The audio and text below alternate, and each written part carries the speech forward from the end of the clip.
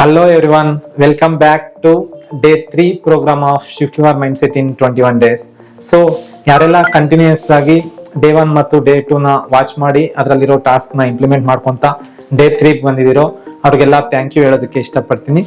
And also ಯಾರೆಲ್ಲ exit ಆಗಿದ್ದಾರೆ ಇದು ನನಗೆ ಯೂಸ್ ಆಗಲ್ಲ ಅಂತ ಅವ್ರು ಕೂಡ ನಾನು ಗ್ರಾಟಿಟ್ಯೂಡ್ ನ ತೋರಿಸೋದಕ್ಕೆ ಇಷ್ಟಪಡ್ತೀನಿ.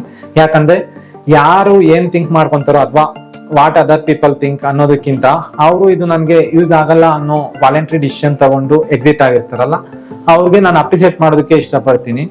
ಅಂಡ್ ಯಾರೆಲ್ಲ ನನ್ನ ಸೋಷಿಯಲ್ ಮೀಡಿಯಾದಲ್ಲಿ ಶೇರ್ ಮಾಡ್ತಿದ್ದೀರಾ ಮತ್ತೆ ವಾಟ್ಸಪ್ಗೆ ಎಲ್ಲ ಶೇರ್ ಮಾಡ್ಕೊಂತಿದ್ದೀರಲ್ಲ ನಿಮ್ಮ ಫ್ರೆಂಡ್ಸ್ಗೆಲ್ಲ ಅವ್ರು ಕೂಡ ಥ್ಯಾಂಕ್ ಯು ಹೇಳೋದಕ್ಕೆ ಇಷ್ಟಪಡ್ತೀನಿ. Let's dive in to day 3 program.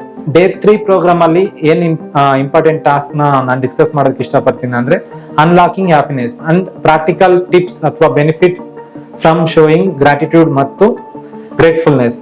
ಅಂದ್ರೆ ಗ್ರಾಟಿಟ್ಯೂಡ್ ಮತ್ತೆ ಗ್ರೇಟ್ಫುಲ್ನೆಸ್ ಇಂದ ಏನೆಲ್ಲ ಸೈಂಟಿಫಿಕ್ ಮತ್ತು ಪ್ರಾಕ್ಟಿಕಲ್ ಆಗಿ ಬೆನಿಫಿಟ್ ಸಿಗುತ್ತೆ ಪ್ರತಿಯೊಬ್ಬ ಹ್ಯೂಮನ್ ಬೀಯಿಂಗ್ಗೆ ಅನ್ನೋದ್ರ ಬಗ್ಗೆ ಡಿಸ್ಕಸ್ ಮಾಡೋದಕ್ಕೆ ಇವತ್ತು ನಾನು ಇಷ್ಟಪಡ್ತೀನಿ. ಸೊ ಇದಕ್ಕಿಂತ ಮುಂಚೆ ನಾವು ಪ್ರಾಕ್ಟಿಕಲ್ ಎಕ್ಸಾಂಪಲ್ ಒಂದು ಹೇಳೋದಾದ್ರೆ ಡ್ಯೂರಿಂಗ್ ಕೋವಿಡ್ ಅಲ್ಲಿ ನಾವ್ ಎಲ್ಲಾ ತರದ ಜನನಾನು ನೋಡಿದ್ವಿ. ಅಂದ್ರೆ ಚಿಕ್ಕ ಮಕ್ಕಳು ಎಕ್ಸ್ಪೈರ್ ಆಗಿದ್ದಾರೆ, ಜಾಸ್ತಿ ಫಿಸಿಕಲಿ ಸ್ಟ್ರೆಂತ್ ಇರ್ತಾರೆ, ಬಾಡಿ ಎಲ್ಲ ಚೆನ್ನಾಗಿ ಬಿಲ್ಡ್ ಮಾಡಿರ್ತಾರೆ, ಬಟ್ ಆ ತರದವ್ರು ಕೂಡ ಎಕ್ಸ್ಪೈರ್ ಆಗಿದ್ದಾರೆ. ಮತ್ತೆ ಇವ್ರು ಉಳಿತಾರೆ, ಇವ್ರು ಎಕ್ಸ್ಪೈರ್ ಆಗ್ತಾರೆ. ಅಂದ್ರೆ ಓಲ್ಡ್ ಏಜ್ಡ್ ಪರ್ಸನ್ ಕೂಡ ಔಟ್ಕಮ್ ಆಗಿರೋ ಸಿಚುವೇಶನ್ಸ್ ಕೂಡ ನಾವು ನೋಡಿದೀವಿ. ಯಾಕಂದ್ರೆ ಇಲ್ಲಿ ಫಿಸಿಕಲಿ ಎಷ್ಟು ಫಿಟ್ ಇದೀವಿ ಅನ್ನೋದಕ್ಕಿಂತ ಮೆಂಟಲಿ ಎಷ್ಟು ಸ್ಟ್ರಾಂಗ್ ಇದಾರೋ ಅವರು ಕೋವಿಡ್ ಇಂದ ಆಚೆ ಬಂದಿದ್ದಾರೆ. ಯಾಕಂದ್ರೆ ಇಲ್ಲಿ ನೆಗೆಟಿವಿಟಿ ಯಾವಾಗ ನಮ್ಗೆ ಫೀಲ್ ಮಾಡೋದಕ್ಕೆ ಸ್ಟಾರ್ಟ್ ಆಗುತ್ತೋ ಅವಾಗ ಈ ಒಂದು ಎಷ್ಟೇ ಸ್ಟ್ರಾಂಗ್ ಅವರು ಫಿಸಿಕಲಿ ಇದ್ರು ಕೂಡ ಅವ್ರ ಮೆಂಟಲ್ ಹೆಲ್ತ್ ವೀಕ್ ಆಗಿದ್ದಾಗ ಅವರು ವೀಕ್ ಆಗೋದಕ್ಕೆ ಈಸಿಯಾಗಿ ಚಾನ್ಸಸ್ ಸಿಗುತ್ತೆ. ಸೊ ಇದು ಪ್ರಾಕ್ಟಿಕಲ್ ಎಕ್ಸಾಂಪಲ್ ಕೋವಿಡ್ ಇದ್ರಲ್ಲಿ ಬಂದ್ರೆ. ಈ ತರ ಇನ್ನ ಎಷ್ಟೋ ಎಕ್ಸಾಂಪಲ್ಸ್ ನಾವು ನೋಡ್ಬೋದು. ಫಾರ್ ಎಕ್ಸಾಂಪಲ್ ಎಷ್ಟೋ ಜನ ಚೆನ್ನಾಗಿರ್ತಾರೆ, ಅಂದ್ರೆ ಲೈಫ್ ಎಲ್ಲ ಚೆನ್ನಾಗಿರುತ್ತೆ, ಸಡನ್ ಆಗಿ ಸೂಸೈಡ್ ಮಾಡ್ಕೊಂಡ್ಬಿಟ್ಟು ಎಕ್ಸ್ಪೈರ್ ಆಗ್ಬಿಟ್ಟಿರ್ತಾರೆ. ಸೊ ಅವ್ರಿಗೆ ನೆಗೆಟಿವ್ ಜಾಸ್ತಿ ಅಟ್ರಾಕ್ಟ್ ಆಗ್ತಾ ಇರುತ್ತೆ, ಅದರಿಂದ ಆ ತರ ಪ್ರಾಬ್ಲಮ್ ಕೂಡ ಫೇಸ್ ಮಾಡಿರ್ತಾರೆ. ಸೊ ಬೆನಿಫಿಟ್ಸ್ಗೆ ಹೇಳೋದಕ್ಕೆ ಬಂದಾಗ ನಂಬರ್ 1 ಬೆನಿಫಿಟ್ ಬಂದು ಅವ್ರ ಮೆಂಟಲಿ ಸ್ಟ್ರಾಂಗ್ ಇದ್ದಾಗ ಅಡ್ವೆಂಚರ್ಸ್ ಆಕ್ಟಿವಿಟೀಸ್ ಏನಾದ್ರು ಮಾಡೋದಕ್ಕೆ ಇಷ್ಟಪಟ್ರೆ, ಅಂದ್ರೆ ಅಡ್ವೆಂಚರ್ ಅಂದ್ರೆ ಯಾವ ತರ ಹೇಳ್ಬೋದು ಅಂದ್ರೆ ನಿಮ್ಗೆ ಇವಾಗ for example bike race, car race ಅಥವಾ ಸ್ಕೈ ಜಂಪಿಂಗು ಅಥವಾ ಬಂಗಿ ಜಂಪಿಂಗು ಇವೆಲ್ಲ ಮಾಡ್ಬೇಕು ಅಂದ್ರೆ ಫಿಸಿಕಲಿ ಸ್ಟ್ರೆಂತ್ ಗಿಂತ ಮೆಂಟಲಿ ಸ್ಟ್ರಾಂಗ್ ಆಗಿರ್ಬೇಕಾಗುತ್ತೆ. ಯಾಕಂದ್ರೆ ಅಲ್ಲಿಂದ ಜಂಪ್ ಮಾಡಿದಾಗ ನಮ್ ಹೊಟ್ಟೆಲೆಲ್ಲ ಒಂಥರ ಬಟರ್ಫ್ಲೈಸ್ ಆದಂಗೆ ಫೀಲ್ ಆಗ್ತಾ ಇರುತ್ತೆ, ಅಷ್ಟೊಂದು ಶಿವರಿಂಗ್ ಎಲ್ಲ ಬಂದ್ಬಿಡುತ್ತೆ. ಯಾಕಂದ್ರೆ ಅದನ್ನ ಯಾವತ್ತೂ ನಾವು ಮಾಡಿರಲ್ಲ, ವೆರೈಟಿನ ಸಡನ್ ಆಗಿ ನಾವು ಟ್ರೈ ಮಾಡೋದಕ್ಕೆ ಹೋದಾಗ ಕೆಲವು ಟೈಮ್ ಈಸಿಯಾಗಿ ಎಕ್ಸಾಂಪಲ್ ಕೊಡೋದಾದ್ರೆ ಸಿರೆಂಜ್ ಹಾಕ್ಸ್ಕೊಂತೀವಲ್ಲ ಇಂಜೆಕ್ಷನ್, ಅದು ಕೂಡ ಕೆಲವು ಓವರ್ ಆಗಿ ಫೀಲ್ ಆಗ್ತಾರೆ. ಆದ್ರಿಂದ ಅಷ್ಟೊಂದು ನೋವಾಗಲ್ಲ, ಅದರಿಂದ ಏನು ಪ್ರಾಬ್ಲಮ್ ಆಗಲ್ಲ ನಮ್ಗೆ ಅನ್ನೋದು ನಮ್ಗೆ ಗೊತ್ತಿರುತ್ತೆ. ಬಟ್ ಮೆಂಟಲಿ ನಮ್ ಮೆಂಟಲ್ ಥಿಂಗು ನೆಗೆಟಿವ್ ನ ಅಟ್ರಾಕ್ಟ್ ಮಾಡ್ತಾ ಇರುತ್ತೆ. ಸೊ ಅದನ್ನ ಎಕ್ಸ್ಪ್ರೆಸ್ ಮಾಡ್ತಾರಲ್ಲ, ಆ ತರ ಫೀಲಿಂಗ್ ಇಂದ ಓವರ್ಕಮ್ ಮಾಡಬೇಕು ಅಂದ್ರೆ ಪಾಸಿಟಿವಿಟಿನ ಗೇನ್ ಮಾಡ್ಬೇಕು ಅಂದ್ರೆ ಗ್ರಾಟಿಟ್ಯೂಡ್ ಅನ್ನೋದು ಅಷ್ಟು ಇಂಪಾರ್ಟೆಂಟ್ ಆಗಿರುತ್ತೆ. ಸೊ ನೆಕ್ಸ್ಟ್ ಬಂದ್ಬಿಟ್ಟು ಅವ್ರಿಗೆ ತುಂಬಾ ಜನ ಹೇಳ್ತಾ ಇರ್ತಾರೆ ನನಗೆ ಕಂಟಿನ್ಯೂಸ್ ಪ್ರಾಬ್ಲಮ್ಸೇ ಬರ್ತಿದೆ, ಏನೇ ಮಾಡ್ತಿದ್ರು ವರ್ಕೌಟ್ ಆಗ್ತಿಲ್ಲ, ಆ ತರ ಫೀಲ್ ಆಗ್ತಿರ್ತಾರಲ್ಲ, ನೆಗೆಟಿವ್ ಜಾಸ್ತಿ ಮಾತಾಡ್ತಾ ಇರ್ತಾರೆ. ಅಂತ ವ್ಯಕ್ತಿಗಳು ಓವರ್ಕಮ್ ಆಗಿ ಪಾಸಿಟಿವ್ ಥಿಂಗ್ಸ್ ನ ನೋಡ್ಬೇಕು ಅಂದ್ರೆ ಫಸ್ಟ್ ಥಿಂಗ್ ಅವರು ಚೇಂಜ್ ಮಾಡ್ಕೊಬೇಕಾಗಿರೋದು ನೆಗೆಟಿವಿಟಿನ. ಬಿಕಾಸ್ ಪಾಸ್ಟ್ ಮತ್ತು ಫ್ಯೂಚರ್ ಅಲ್ಲಿ ಜಾಸ್ತಿ ಅವರು ಥಿಂಕ್ ಮಾಡ್ಬಿಡ್ತಾ ಇರ್ತಾರೆ. ಅಂದ್ರೆ ಪಾಸ್ಟ್ ಅಲ್ಲಿ ಈ ತರ ಇವರು ಇದು ಮಾಡಿದ್ದಕ್ಕೆ ನನಗೆ ಈ ತರ ಪರಿಸ್ಥಿತಿ ಬಂದ್ಬಿಟ್ಟಿದೆ, ಆ ತರ ಥಿಂಕ್ ಮಾಡ್ತಾ ಇರ್ತಾರೆ ಕೆಲವರು. ಇನ್ನು ಕೆಲವರು ಫ್ಯೂಚರ್ ಅಲ್ಲಿ ಈ ತರ ಪ್ರಾಬ್ಲಮ್ಸ್ ಆಗ್ಬೋದೇನೋ ಅಂತ, ಇನ್ನ ಫ್ಯೂಚರ್ ಅಲ್ಲಿ ಏನಾಗ್ಬಿಡುತ್ತೋ ಅನ್ನೋ ಭಯದಿಂದ ಕೆಲವು ಥಿಂಕ್ ಮಾಡ್ಕೊಂತ ಪ್ರೆಸೆಂಟ್ ಅಲ್ಲಿ ಲೀವ್ ಮಾಡೋದನ್ನ ಬಿಟ್ಬಿಟ್ಟಿರ್ತಾರೆ.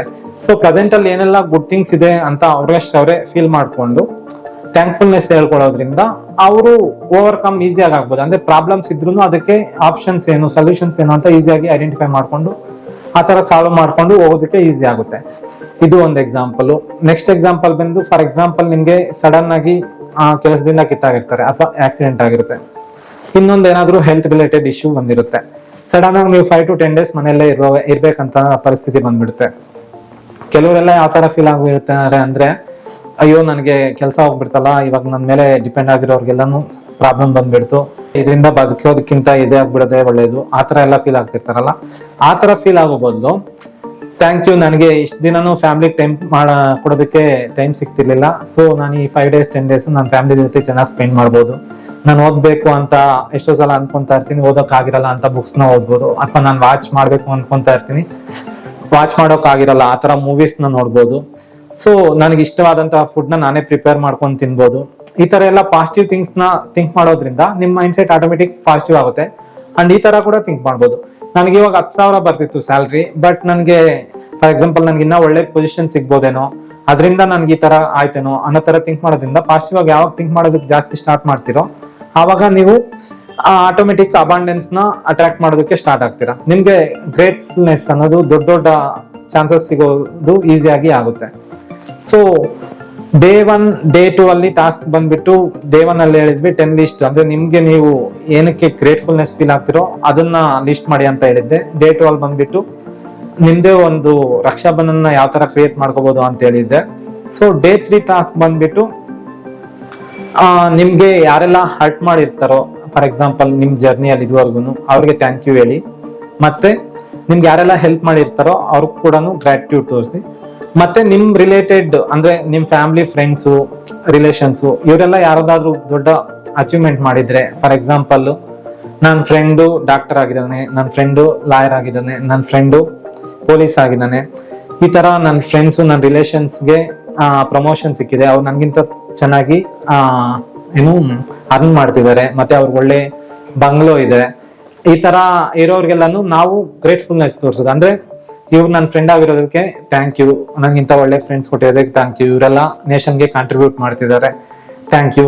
ಈ ತರ ಫೀಲ್ ಮಾಡೋದ್ರಿಂದ ನೀವು ಅವ್ರನ್ನ ಕೂಡ ಅಟ್ರಾಕ್ಟ್ ಮಾಡೋದಕ್ಕೆ ಸ್ಟಾರ್ಟ್ ಆಗುತ್ತೆ. ಮತ್ತೆ ಅವರು ಈ ತರ ಥಿಂಕ್ ಮಾಡೋದ್ರಿಂದ ಆಲ್ಮೋಸ್ಟ್ ನಿಮ್ಮ ಫ್ರೆಂಡ್ಸ್ ಲೆವೆಲ್ಗೆ ನೀವು ರೀಚ್ ಆಗೋದಕ್ಕೆ ಈಸಿಯಾಗಿ ಚಾನ್ಸಸ್ ಇರುತ್ತೆ. ಅದು ಗ್ರಾಟಿಟ್ಯೂಡ್ನೆಸ್ ಅಂತ ಬರುತ್ತೆ. ಸೊ ಈ ಟಾಸ್ಕ್ ನ ಮಿನಿಮಮ್ 5 ಥಿಂಗ್ಸ್, ಅಂದ್ರೆ ನಿಮ್ಗೆ ಯಾರು ಅರ್ಟ್ ಮಾಡಿರ್ತಾರೋ ಒಂದು 5 ಮೆಂಬರ್ಸ್ ಹೆಸರು ಬರ್ಬಿಟ್ಟು ನೀವು ಅರ್ಟ್ ಮಾಡಿರೋದಕ್ಕೆ ಅವತ್ತು ಥ್ಯಾಂಕ್ ಯು ಅಂತ ಹೇಳ್ಕೊಳ್ಳೋದು. ಮತ್ತೆ ಸೆಕೆಂಡ್ ಬಂದ್ಬಿಟ್ಟು ನಿಮ್ಗೆ ಯಾರಾದ್ರೂ ಹೆಲ್ಪ್ ಮಾಡಿದ್ರೆ ಅವ್ರಿಗೆ ಥ್ಯಾಂಕ್ ಯು ಹೇಳೋದು. ಥರ್ಡ್ ಬಂದ್ಬಿಟ್ಟು ನಿಮ್ ಫ್ರೆಂಡ್ಸ್ ಮತ್ತು ರಿಲೇಟಿವ್ಸ್ ಯಾರಾದ್ರೂ ಅಚೀವ್ಮೆಂಟ್ ಮಾಡಿದ್ರೆ ಅವ್ರು ಕೂಡ ಗ್ರೇಟ್ಫುಲ್ನೆಸ್ ಫೀಲ್ ಮಾಡೋದು. ಸೊ ಡೇ 3 ಟಾಸ್ಕ್ ನ ಇಂಪ್ಲಿಮೆಂಟ್ ಮಾಡಿ. So thank you for watching. Let's meet in day 4 video. I can't, we can together bring brightness to each other darkness.